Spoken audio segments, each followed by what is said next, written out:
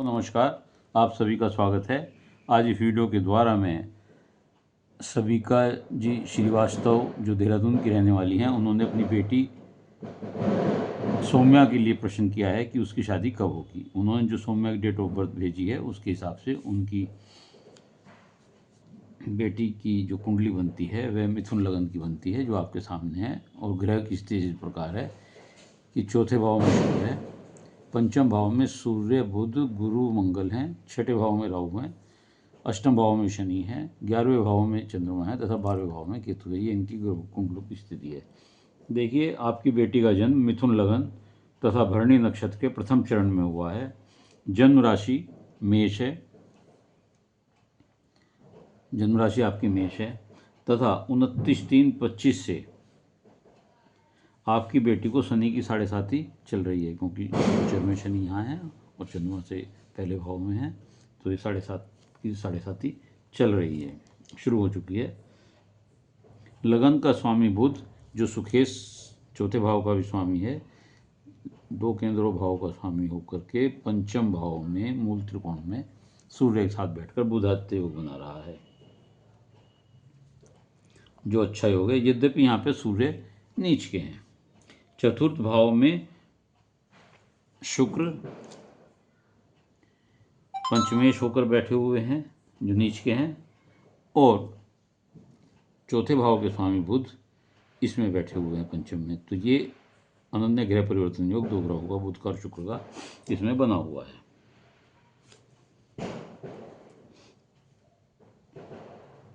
शुक्र 12वें भाव के स्वामी होकर भी सुख स्थान में बैठे हुए हैं। सूर्य बुध मंगल और गुरु जो पंचम भाव में मूल त्रिकोण में बैठे हुए हैं। यद्यपि यहाँ सूर्य नीच का है और मंगल की युक्ति के साथ अंगार दोष बना रहा है, मंगल और ये जो है अंगार दोष बना रहे हैं। शनि की भी पूर्ण दृष्टि यहाँ पर इस ग्रह पर पंचम भाव पर पड़ रही है। भाग्य शनि है और वो अष्टम भाव में बैठे हुए हैं और अपने से 12वें भी बैठे हुए हैं। शनि की गति बहुत धीमी होती है, सब ग्रहों में सबसे कम गति से शनि चलते हैं। तो ये भाग्योदय भी बहुत देर से करते हैं। जब शनि भाग्येश होता है तो ऐसे लोगों का भाग्योदय 33 से लेकर 36 वर्ष की अवस्था के बीच होता है। तो 33 से 36 से पहले बहुत अचीवमेंट इनकी लाइफ में नहीं होते। छठे भाव में राहु बैठे हुए हैं। राहु यहाँ बैठ कर के शत्रुओं पर विजय दिलाते हैं, स्वास्थ्य की समस्या देते हैं, अचानक धन लाभ करा सकते हैं, कभी कभी धन की हानि भी करा देते हैं, मानसिक कष्ट उत्पीड़न देते हैं, यहाँ पर कर्ज से मुक्ति भी दिलाते हैं और विदेश योग और विदेश से सौदे या विदेश से लाभ के अवसर प्रदान करते हैं। लेकिन ये सब 33 साल की अवस्था के बाद ही बैठता है और ऐसे लोग MNC कंपनी, विदेशी कंपनियों से जुड़ जाते हैं किसी न किसी प्रकार से, और ये विदेश राहु यहाँ पर बैठकर विदेश योग भी देता है। शनि आपके अष्टम भाव में बैठे हुए हैं। ये बहुत मेहनत कराते हैं शनि, और उतार चढ़ाव भी देते हैं कैरियर में, और स्वास्थ्य की भी समस्या देते हैं, लेकिन लंबी उम्र देते हैं। स्वास्थ्य में विशेष रूप से हड्डियों की और नसों की समस्याएं या जोड़ों में दर्द की शिकायत होती है। विरासत से संपत्ति ऐसे लोगों को मिलती है। केतु 12वें भाव में बैठे हुए हैं, अंतर्मुखी बनाते हैं, निष्क्रियता ला देते हैं, आलस्य ला देते हैं, एकांकीपन पसंद करने लगते हैं ऐसे लोग। ये बहुत लोगों से मिलना जुलना इन्हें ज़्यादा अच्छा नहीं लगता। तो ये आपकी ग्रहों की स्थिति है, उनका फल है। आपका प्रश्न है कि विवाह बेटी का कब होगा। देखिए, इसके लिए हमें सप्तम भाव देखना पड़ेगा। सप्तम भाव का स्वामी गुरु पंचम भाव में बैठे हुए हैं तथा शुक्र जो है वो नीच के होकर के 12वें भाव के स्वामी होकर के सुख स्थान में बैठे हुए हैं, पंचमेश के स्वामी होकर बैठे हुए हैं। अष्टम से शनि की पूर्ण दृष्टि 7, 8, 9, 10 नहीं सॉरी, इसके अलावा